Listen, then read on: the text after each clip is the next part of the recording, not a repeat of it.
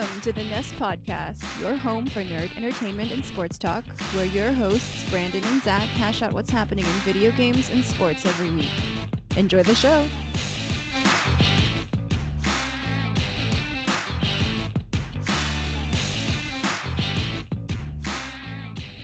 Hey guys, what's up, and welcome back to another episode of the Nest Podcast. This is episode number 69. Oh, yeah.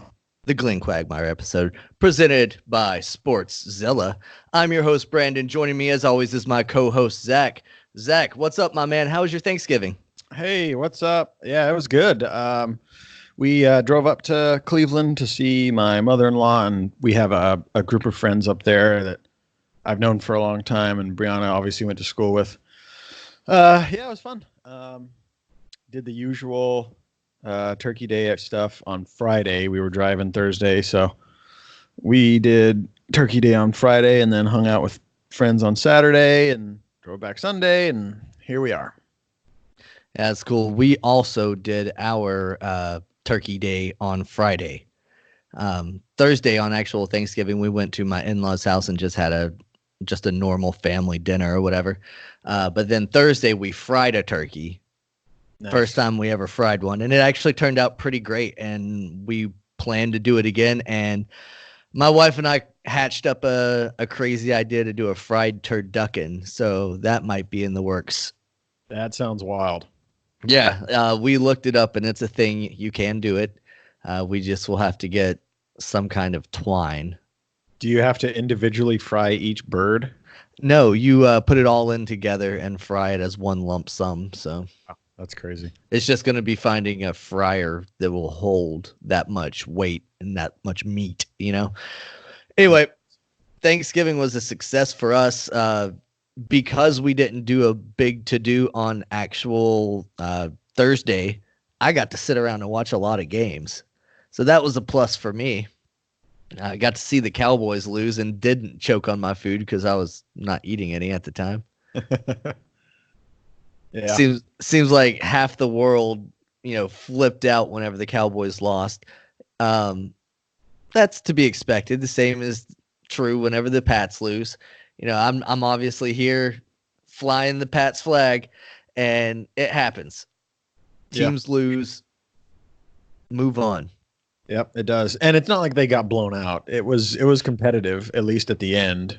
At the end, yeah. They scored a lot of garbage time. They tried to come back at the end, but just too little too late. Same thing that happened in the Baltimore game. They let the Texans get out to an early lead. Sure. And they just couldn't catch up, couldn't chip away.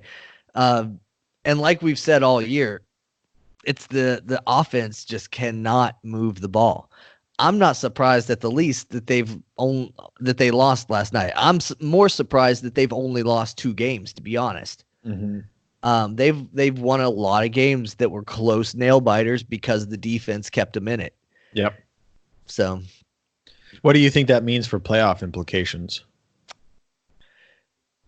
I was thinking about that. There are 2 not going to say much better, but there are 2 better teams in the AFC than the Patriots. Now that the road to the Super Bowl isn't going through Foxborough, their chances diminish. Now it has to go through Baltimore unless they slip up and lose down the stretch, but they've got a pretty cupcake schedule. Kansas City is also a 1 seed now. No, because as far as I thought, I heard that. No, there's only 2 1 seeds, and that's the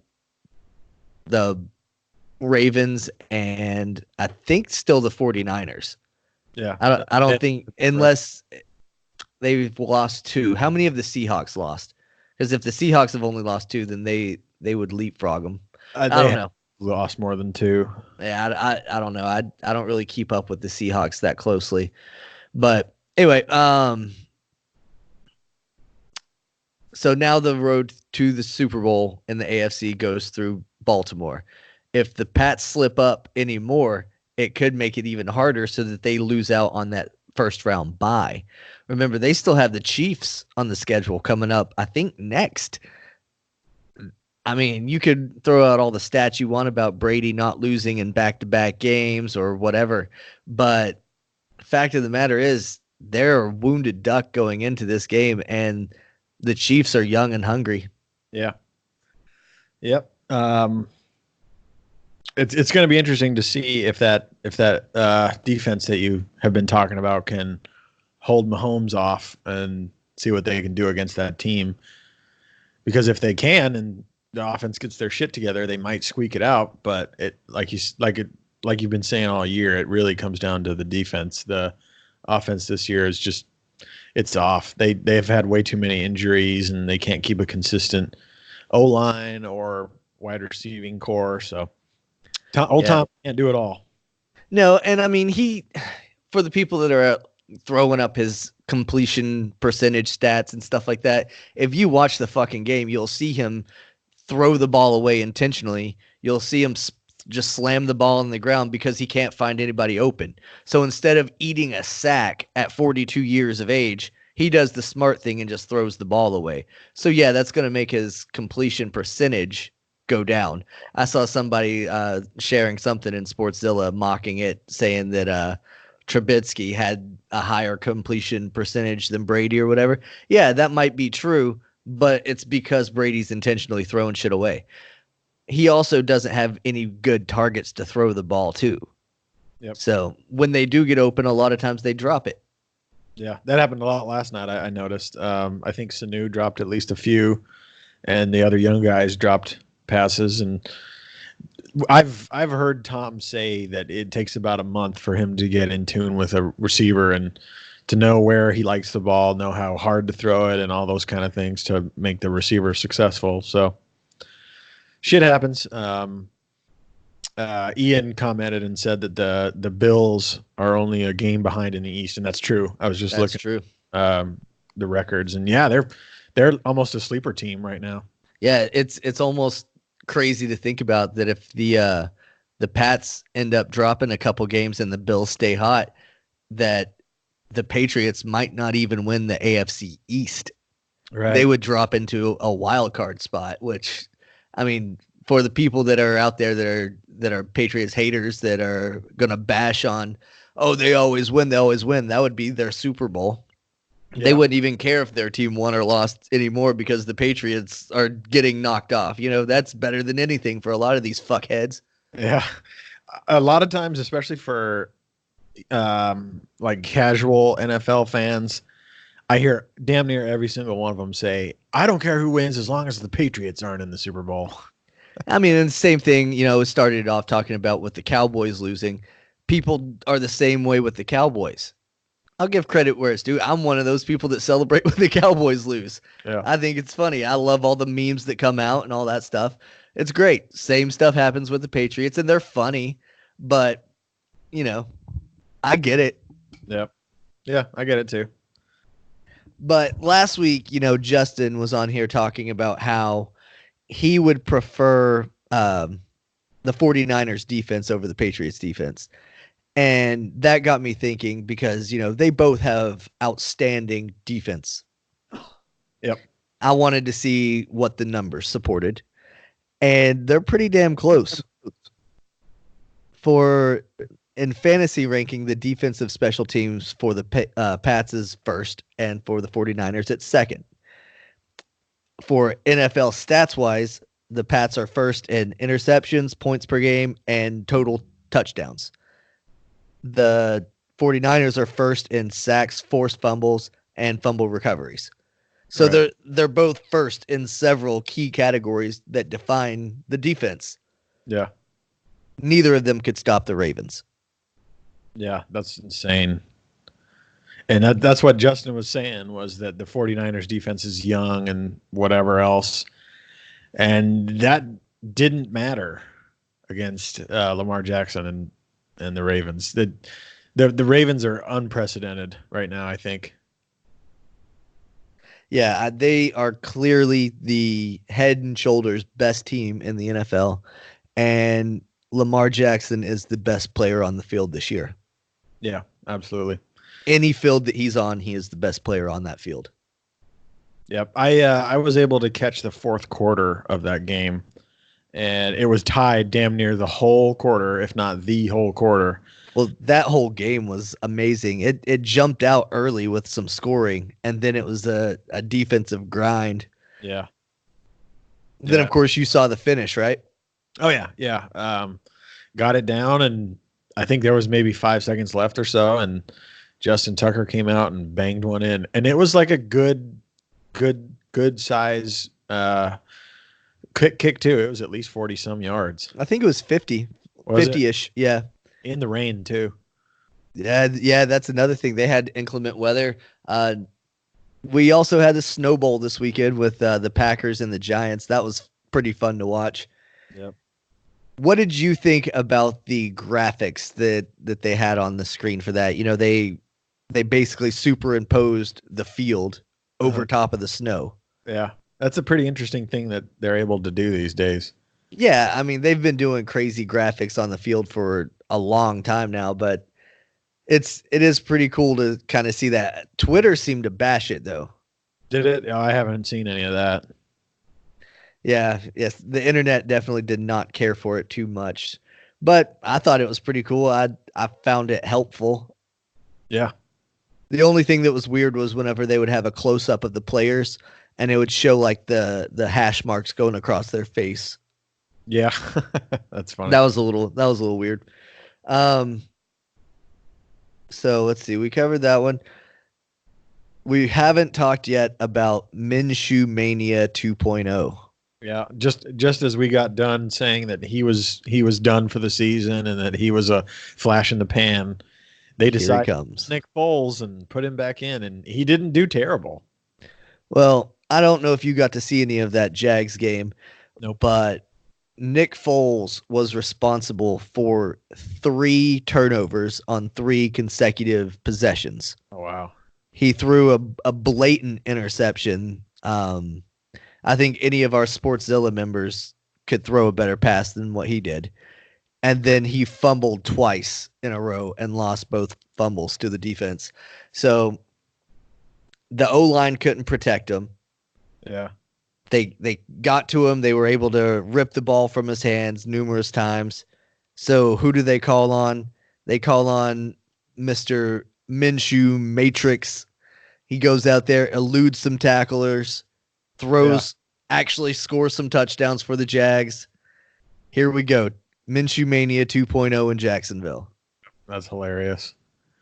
And we were talking about it, and I said that Minshew didn't do too much worse than Breeze did. He only scored a few less points than Drew Brees, and Minshew was only in for half a quarter or half a game. Half the game, yeah. He came in sometime in the second half, I believe, and he played out the rest of the game. And we were watching the game, and I called it. As soon as Foles made his second turnover, I was like, if he comes out looking bad again on his next drive, he is out of this game. They'll put Minshew back in. And everybody is clamoring for it that Doug Marrone has to be out the door next. Right. Yeah, that's crazy. So for all of our Jags fans out there, we want to hear from you. Let us know. Do you think the Jags should absolutely shit-can Doug Marrone? Do you think they should shit-can Tom Coughlin? Just start all over because this guy does. Yeah, they had a fucking great defense, 2 years ago or whatever that was, and brought them to the brink of a Super Bowl, and it hasn't been the same team ever since.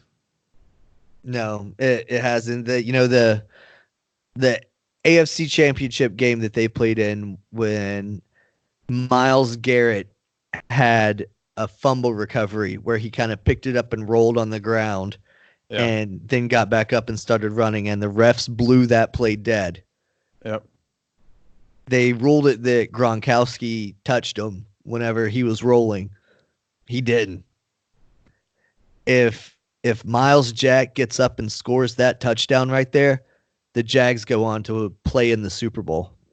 Right. Yeah, for sure. That would have put them up by 2 scores at that point in the game in the fourth quarter. And Tom Brady probably wouldn't have had time to come back and score twice against them. Yep. Yes, sir. Not just the Saints got screwed by a bad call. And I mean, they haven't had the star running back that they were supposed to have in Leonard Fournette either. Yeah, he's made of glass, dude. Yeah. That guy, he seems like he's scared to get hit because he knows if he gets hit, he'll get hurt. Yeah, most definitely. And I mean, I get it. It's a thing with running backs. But he was really their star player, and everyone knew that Blake Bortles was a piece of shit. And so they bring in Super Bowl winning quarterback Nick Foles. And I think this injury this year might have really hurt him overall, because it seems like he's not the same. Either that or he's really not meant to be a starting quarterback, and he was just luckily put in a situation that he could handle. Yeah, you're right. I don't think that he's just not cut out for that job, and I think he's proven that he's not cut out to be a starter in the NFL. He's a backup. Yeah.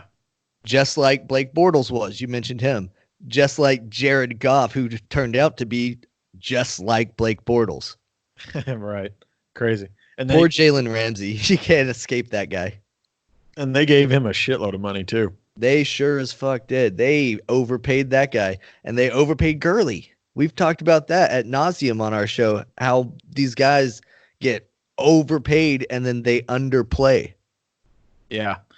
I can't remember what the exact numbers were, but during a Rams game last week, maybe one of the announcers was saying that out of Aaron Donald and Jalen Ramsey, they make up some fucking insane number of the cap space on that team, and it's 2 players on the defense. Yeah, that doesn't surprise me. And Ramsey hasn't even gotten paid yet. Right. He's due to get paid after this year. That's why he's been parading around with $20 bills strapped to his pads, and he backed up the Brinks truck in the preseason to the Jags football field saying, "Pay me, bitches." Yeah. Yeah, that's insane.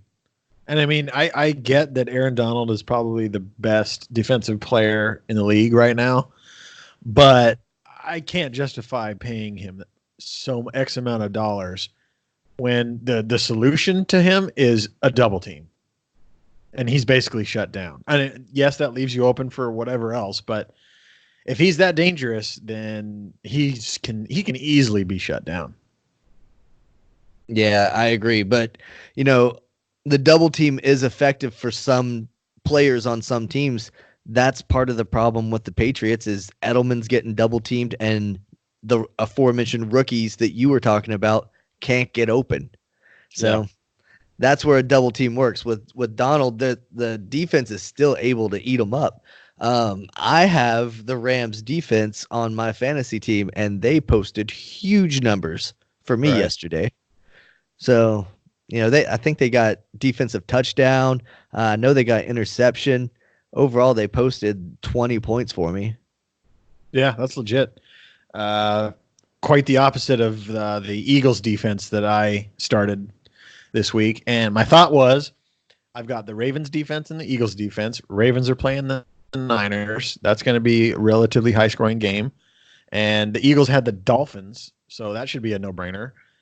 And quite the opposite happened. The Dolphins put up 37 points, I think, or something like that, and just fucking ran the table on the Eagles. Yeah. Yeah, it was truly a weekend for the underdog. You mentioned the Dolphins beating the Eagles there. No one saw that shit coming.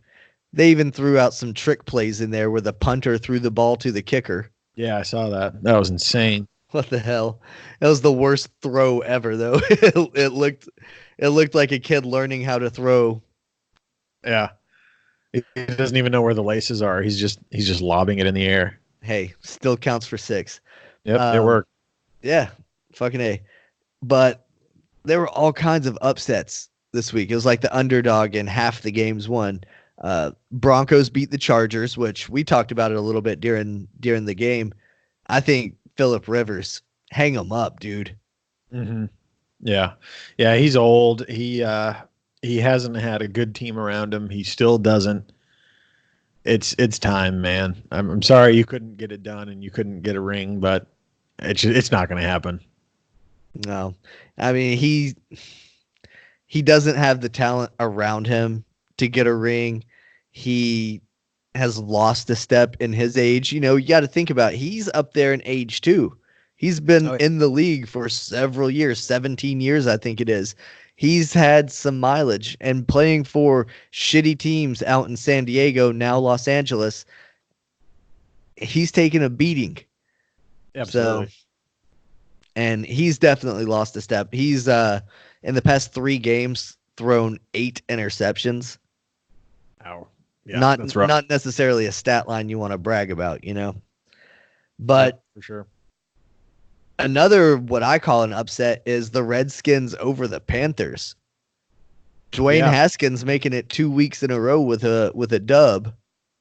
Right. Yeah. But that's kind of like your scenario with the Dolphins defense. You expect to beat them. You expect Christian McCaffrey is going to go in there and just eat the Redskins alive. Oh, I know. But I mean, he did his normal thing, but the Redskins survived it and were able to throw in Dwayne Haskins, and there he goes. Yep. I think Christian McCaffrey has gotten a little bit shut down because they have no quarterback. I mean, they have some guy I can't even name. So defensive strategy now is shut down Christian McCaffrey, and they're fucked. And that's probably what they did. It's Kyle Allen, one of the many Allens that are quarterbacks in the NFL right now. Conspiracy? I don't know. Maybe we'll have to investigate that a little bit more. Yep. See if the Houston Astros are behind anything else.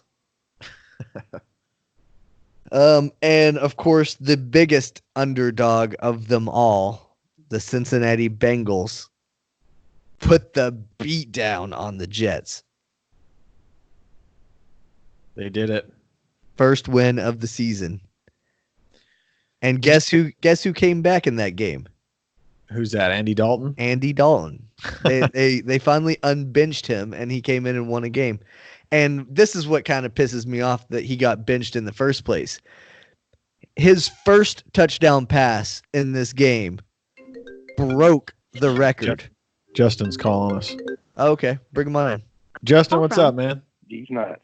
Press 1. To send a voicemail, press 2. I'll press 1. How do we get rid of that shit? Justin, what's up, man? Hey, what's up? I make the air. You're on the air. You're live, buddy.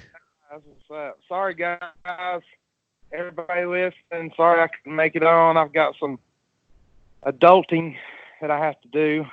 I got to get done, but I had to at least call in for the 69th episode. Oh, hell yeah. Yeah, you wanted to get in on this 69, we know. Got some competition. They start losing, right? Yeah, they did lose. I'm sure you're ecstatic about that. Where's Brandon at? Can you not hear me? Oh, Yeah. He can hear you. I can hear you loud and clear. You just missed the entire segment, so you'll have to listen back to this episode to hear me bash on the Patriots for you. I can't hear brothers. This is my time to talk shit. Oh, you can't hear him? Okay, well, that's weird. Yeah, he was saying that you have to listen back and hear him talk shit about the Patriots for you. I will. Guys, I'll be back next week. Y'all are looking good on Facebook. I had to call in. I saw the number. Hey, cool, man. Thanks. But rise up. Yeah. He's talking about the Falcons. No one gives a fuck about the Falcons. Oh, so that's interesting that on this new Lightstream studio that shout out to Wallow for suggesting it to us and we gave it a shot. It works fine. They might actually be switching to this format for locker room talk sometime in the near future. So they want a way to be able to have their pretty faces blown up instead of having just the big roomscape. Yeah, I think that would do a lot better. But kind of weird that Justin couldn't hear you. yeah, I know when I call in to locker room talk, I have a hard time hearing Chris. I think it's because the phone call is just coming through on your iPad. So you're the only one that can talk to your iPad because it's obviously in your room there with you, and I'm several states away. Yeah, but you can hear him. But it's because your output is plugged in, Yeah, it must be, huh? but there's no input. Yeah, there's no input from you per se. Yeah. I mean, I'm plugged into my computer with a USB, but I guess I don't know. That was our first time having a caller on the show, so Yeah. So we learned something new live on the air. That's pretty cool. Of course, he was saying rise up there at the end. The Falcons unfortunately did not rise up because the Saints managed to pull it out, even though Drew Brees didn't really perform up to his expectation. He really didn't. Yeah, he got one touchdown, not many yards, and yeah, it was a mediocre day for him. It was a ground and pound day for them. They ran the ball with Murray and Kamara, and of course Thomas got his per usual double-digit catches, and he's still on pace to break all of his crazy records. Yep.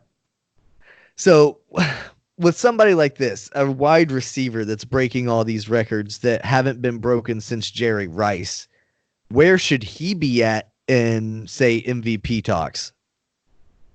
Yeah, I don't know. It's hard to categorize wide receivers in the MVP talks because There's never been one. A player has to get them the ball, and they have to be pretty good at getting them the ball because there's people on the defense that are trying to get that ball. So I don't think it's totally up to the receiver. Whereas in like a running back or a quarterback, they pretty much call their own show. You know what I mean? It's up to the running back to run well and miss the tackles and do this and that. And it's up to the quarterback to throw accurately and throw precisely and throw at the right time and throw at the right receiver. So I don't know. I kind of have a hard time giving a MVP nod to a wide receiver.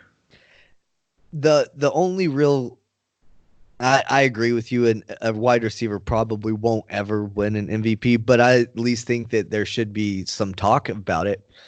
And a big point that I want to make is that Michael Thomas has been doing this all year long.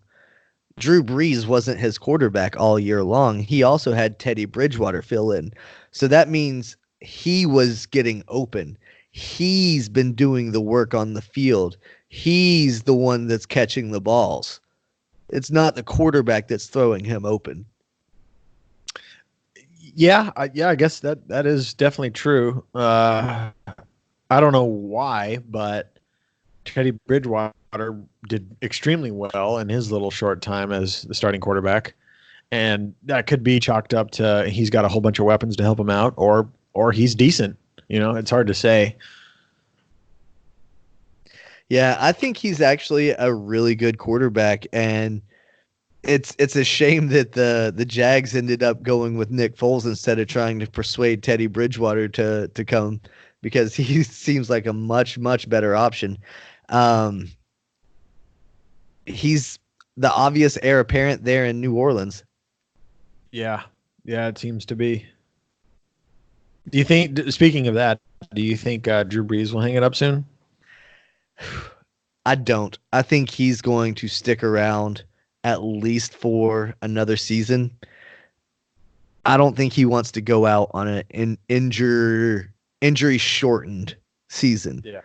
If that would have been a season ending injury and he would have just been out for good, maybe he hangs it up.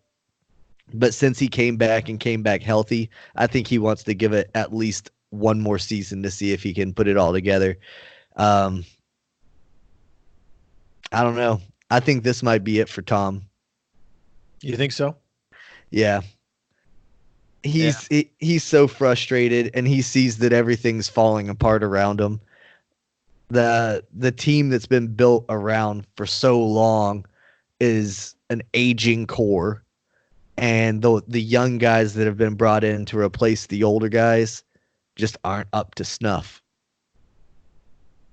Yeah, I can see that. Maybe injuries played a part in it. Maybe poor draft choices played a part in it. Who knows? But something is going on that's not right in New England.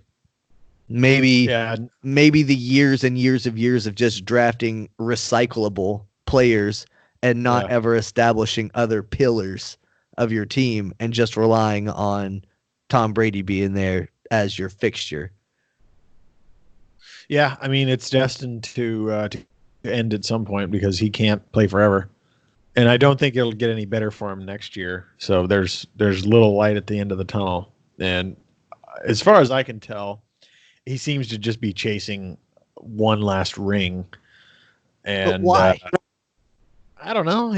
He's got a weird sense of drive to be as good as any player can be, I guess. I don't know. I mean, he's got already. He's already got six rings. Yeah. That's one more than any other singular person. Yeah. 6 rings is tied with the amount of rings that the Patriots and the Steelers have as organizations. They're at the top of the food chain as far as organizations with rings. Tom Brady's their equivalent. Yeah. What more does he need? What more does he have to prove? He doesn't need another ring. Right. He already has millions and millions of dollars. You're 42 years old, homie. Yep. I get that you're frustrated. I get that you want to win. I don't think you need to play till you're 45 years old. And what sucks is, as a Patriots fan, I know Jared Stidham's waiting in the wings. And yeah, he was great at Auburn, but when he was at Auburn, they didn't beat Alabama.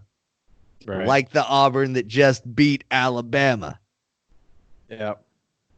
Yeah, that was an interesting one too. I didn't get to see any of it, but the build up to it was either Bama fans were convinced that they were going to win that and they were going to be just fine, and basically the rest of the world was like, the fuck you are. Yeah, I mean, we told you last week, Justin and I, we both were talking about how Auburn was just rolling and their offense was just unstoppable, and they did not get slowed down one bit against Alabama. Alabama kept up with them scoring-wise for the entire game pretty much, but that offense just kept rolling right through Alabama. Yeah. Yeah, and it was close at the end, so it's not like they got blown out or anything. No, Bama kept up with them. Bama made it a game the entire time. It's just they couldn't stop Auburn from scoring at all. Right. But yeah, I thought it would have been worse than it was, seeing as how Tua wasn't on the field. Yeah. I mean, that just goes to Nick Saban's recruiting abilities, is he always has the next guy up. He always has 5-star recruits waiting. So what's kind of crazy is Tua's younger brother is waiting in the wings too. Yeah, I think earlier in the season you asked or pointed out that he had the TU period before his last name instead of just the first initial, or instead of not even having it. Yep. And we found out that it's because his little brother is on the roster. Yep, and his first name starts with a T as well, so they had to really get down. It would have been funny if his name was also TU, so that Tua basically had his entire name across his jersey. Yeah, that'd be funny. Yeah, I speaking of Bama and everything, obviously they're probably not going to make the college football playoff. So where does that leave the 4 spot? I think it's pretty well set with Clemson, Ohio State, LSU, and Georgia for right now. When LSU and Georgia play, I guess it would open it up for whoever's in 5th, which I think right now is Utah. Yeah, Utah's either 5th or 6th. So, I mean, that would be interesting to see somebody like that slip into the college football playoffs. But that's what we want as fans. Let the outsiders get in. Mm-hmm. Yeah. I mean, worst case scenario, they get blown the fuck out, and we realize that they were way overhyped and put way too high in the rankings, or they actually make it and they make it an insane game. But let me tell you this. When LSU beats Georgia in the SEC championship game, they better be number one and not this back and forth with Ohio State crap because Ohio State blows out Michigan. Michigan's a fucking piece of shit team that's always overrated anyway. If the college football committee would just get their heart on off of the big M, then they would see that. Ohio State blew them out. That's great. But LSU is just dominant.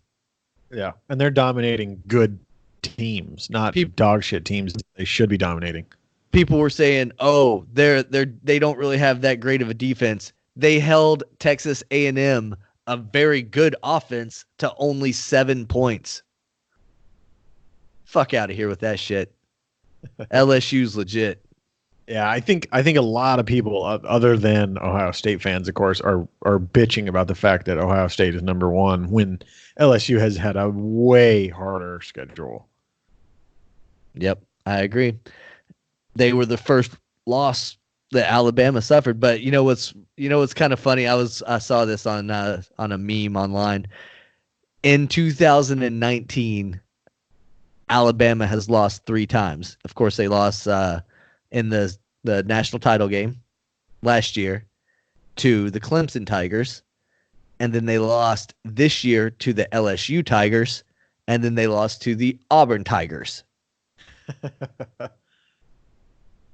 I think I'm noticing a trend. So next year, it's going to be the Tennessee Tigers. Go big team. Go Big Orange. We're changing our name. I get it. I was like, is there a team in Tennessee named the Tigers? Well, the Memphis Tigers actually, but it's going to be the University of Tennessee Tigers, and we're going to beat Alabama. You can hope, right? Hey, you heard it here first. That's my prediction. Next year, the Vols beat Alabama. Boy, wouldn't that be something? It's happening. Mark it down. Go ahead and put episode 69 on the calendar because that's the day that I predicted that shit. Speaking of your Vols, they're climbing the bowl ranks. Yeah, unfortunately, because they beat Vandy, they're no longer projected to go to the bowl here in my backyard, the Tax Slayer Gator Bowl. They are now projected to go to the Outback Bowl, which is on the opposite side of the state from me over in Tampa. So that kind of sucks. Take a road trip? Maybe, but probably not because I have work the next day and all that shit. But I'll watch it on TV. You got sick days? I do. I'm so bad. I don't even really do that for baseball games or anything either. The only time we go to Red Sox games in Tampa is if it happens to fall on a weekend when we have time to recover after the game and stuff. I don't want to go down there for a game and then have to rush back and go to work the next day or whatever. Sure, especially if they end up losing or something. Yeah, that'd be miserable because I'd be drunk and driving home. Yep. Not a good deal. I'd rather just watch it from my couch. Yep. A buddy of mine, Anthony, just commented and said, "Nice jersey for me." Thank you, sir. He's a Cardinals fan as well. Oh, cool. Yeah, we like to talk baseball. Unfortunately, it's the off season and we really don't have much baseball that we can cover. I did see that Chris Sale has been cleared to start throwing again. So he's already starting his off-season workouts and building strength back up in that left shoulder and elbow. Nice. That's cool. That's good news for me because there was period in time when we thought that it might be a Tommy John surgery type thing. Yep. And that's not ever a good thing when your best pitcher has to have surgeries. Yeah, no shit. Yeah, really the only news that we can cover during the off season, unless, a player gets signed to a team or something, is all this shit with the Astros. Yeah, which, I mean, that's even kind of come to a halt while they're investigating. And eventually something will be done about it, and we'll talk about that then. But until MLB announces anything happens, we're just going to sit here and keep talking about how they cheated. So it's not even worth mentioning all the time, Yeah, just only when we get an update. I did see a crazy rumor that would put Mookie Betts being traded to the Angels, which, holy cow, if that happened, they would have a fantastic outfield. How would they have any money to pay him? I mean, they would pay Trout, they would pay Mookie, and they would pay Shohei, and everybody else would have to fight for like peanuts. Everyone else plays for stadium hot dogs. That's about it, yeah. But that would be a pretty awesome little lineup to see them batting together. Two MVP caliber players, former MVP, the current MVP and a former MVP. That would be pretty interesting to see. And in return, the Red Sox would get some really good prospects. So I could see Mookie going to the Dodgers. See, they're even less able to pay for him because they have so many big name contracts. Who are they paying? They are paying Kershaw a shitload of money. They are paying Kenley Jansen a shitload of money. They paid Joe Kelly a pretty good sum of money. Did they? Wow. They paid quite a few players, and then on the come up, they're going to have to pay Bellinger. Yep. They're going to have to pay Seager. So then where the fuck is Mookie going to end up? Usually with guys like that are testing free market, they either end up in New York, who clears the money somehow, or they end up in some shithole team that is willing to just bank all of their money on one player and hope that it works out. Look at Machado landing in San Diego. I was just going to say, that's Machado's whole fucking thing. And that happens a lot. That's why a lot of these small market teams get these megastars. For some, it work out. They'll get a World Series out of it or whatever down the line. But for a lot of teams, it's just a huge waste of money. Look at Pujols. Pujols going to the Angels. That was another huge waste of money. That was supposed to be their World Series because they knew they had Trout coming along, and he was supposed to be out of this world. Turned out to be true. Albert shit the bed when he got there. Yep. Yeah, he won his World Series in St. Louis, and that was it. He basically just cashed in at that point. Yep.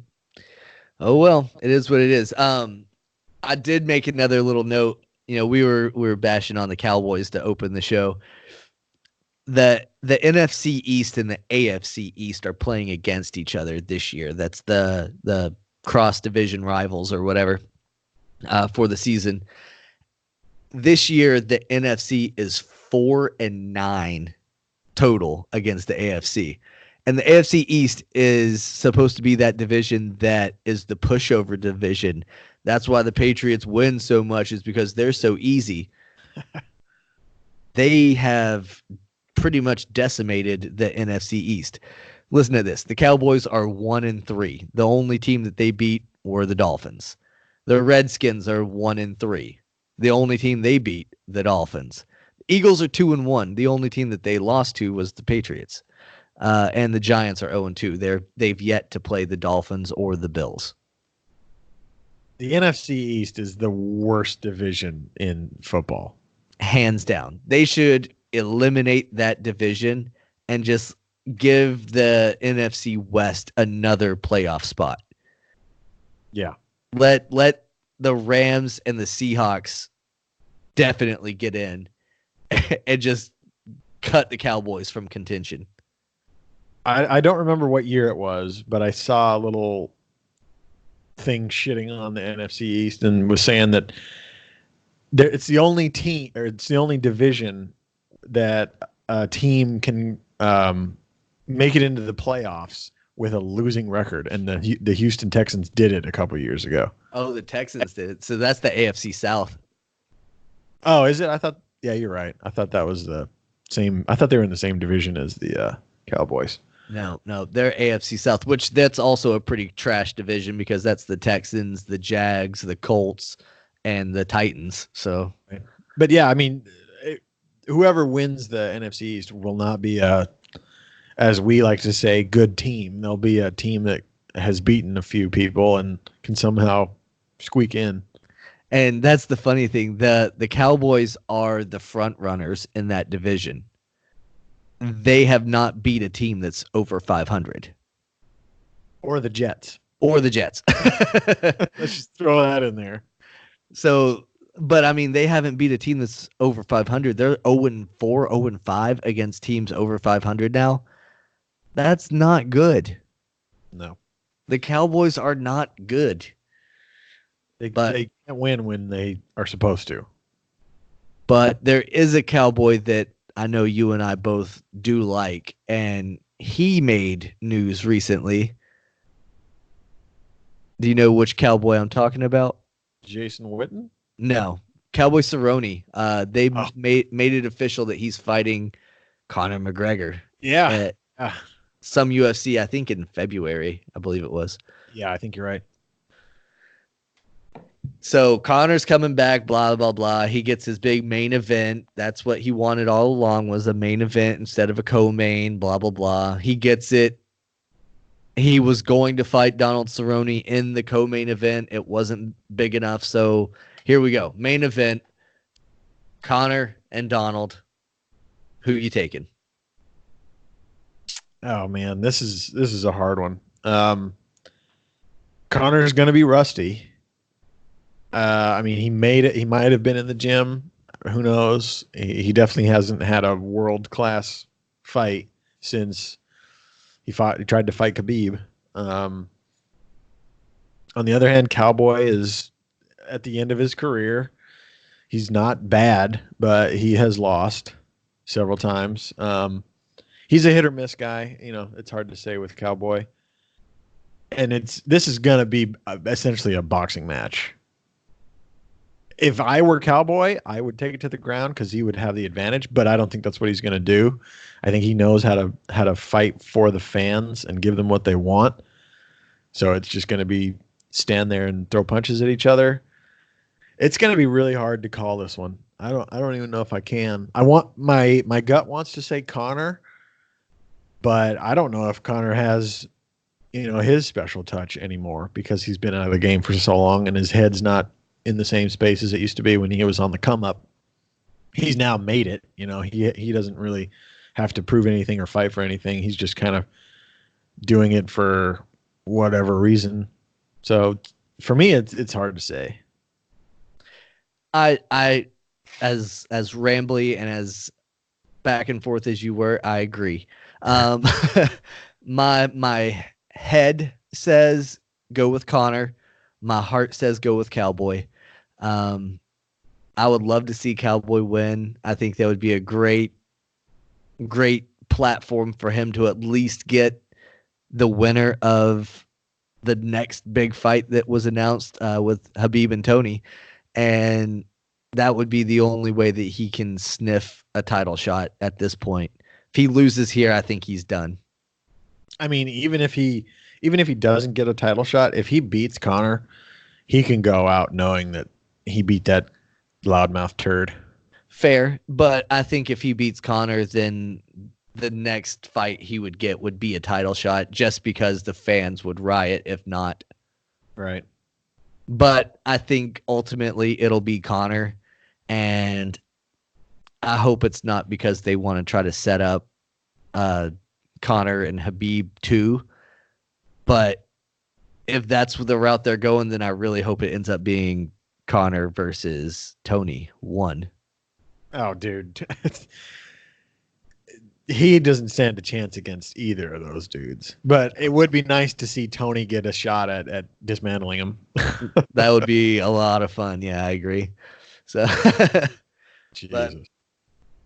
man, what else was going on? What else did you notice in the week of sports? Because I'm out of everything that I had. I wish Justin were on because he's our boxing guy, but we can act like we know what we're talking about anyway. So I think it's coming up this next Saturday is Anthony Joshua and Andy Ruiz 2. Mm-hmm, mm-hmm. There's been a lot of go round, if you will. According to Rogan, Anthony Joshua was knocked out before that fight in training and before their first fight. And a lot of people were saying that, he was compromised going into that fight, and that's why Andy Ruiz won in the first place. It's that's all hearsay, that's all speculation. So it'll be interesting to see what happens. And I think if Anthony Joshua does win and gets his belt back, there's no one else for him to fight except for Deontay Wilder. And that would be the ultimate heavyweight fight for this era of fighters. And that would be just an absolutely insane fight. That'd be huge. Yeah, no, that would be a huge fight, and that's something that I think a lot of fight fans are clamoring for. They want to see that big heavyweight showdown. You said something though that kind of made me think. You were talking about him going into the fight after being knocked out, and he might have already been compromised. That seems to happen a lot with fighters where they risk going into the fight at less than 100% because either they don't want to call the fight or they don't want to forfeit or whatever beforehand. Yeah. They want that payday. They want that purse. Yeah. I'm wondering how often that actually happens to guys, because if you've ever been in any of these MMA gyms or anything, when guys spar, they go hard. They don't ease up on each other because it's a training partner. You go harder on that guy because he's your training partner. Yep. Yeah, that's what I've heard from countless people that know what they're talking about. It's a real dangerous thing, especially for a guy who has a name. If you're in a gym with just regular Joe Blows and they happen to be training partners, some of those dudes want to try to make a name for themselves and go off and tell their friends, hey, I knocked out Anthony Joshua today at the gym. And they really don't have anything to worry about because they're just at a gym training. You know what I mean? So to me, that's on the trainer to set up that star fighter with people that are smart and can spar at the right level. Like, obviously you don't want just some doll out there that doesn't do anything, but you definitely don't want a guy who's trying to hurt a fighter who's about to go into a big, main event fight. So yeah, it's got to be a huge problem. I can only imagine the amount of times that happens is probably insane.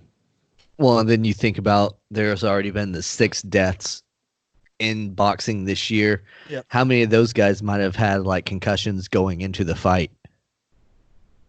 Yeah, I mean, if you get knocked out in training and it's a week or less before the fight, probably even longer, that has to correlate with a severe traumatic injury like that would cause you to die because of boxing.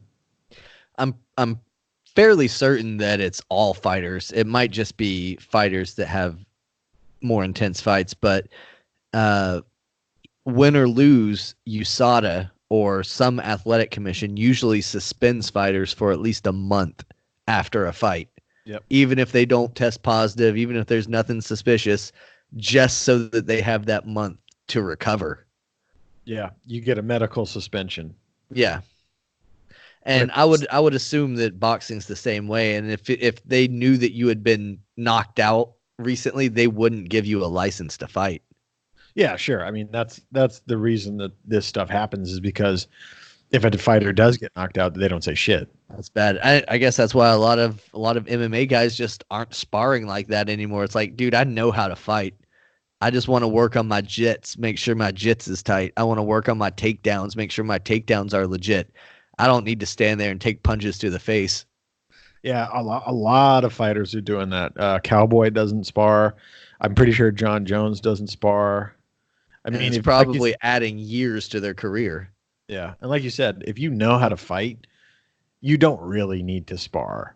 Sparring is, to learn what to do or to tune up or whatever. But I mean, especially in the aspect of like John Jones or somebody like that, he's really not going to get any better. He's just going to maintain and know what to look for with these new opponents that he's never seen. He's already at the top. You know what I mean? What else is he going to do? Yeah, I don't know. But if you've got an opinion, let us know in the comments. That's what that shit's for. Hit us below. Other than that, you got anything else, Zach? No, I'm good. Cool. Guys, thanks for listening. Thanks for checking out the live stream. If you normally just listen to the Nest podcast on iTunes or Podbean or whatever, check us out on Facebook Live now. You can see us live streaming every Monday night here, sponsored by Sportszilla. Thanks for allowing us to promote on your page, and we will see you next week. Peace. Stay connected with Brandon and Zach on Facebook and Instagram at the Nest Podcast. And tune in next week for a brand new episode. And thanks for listening.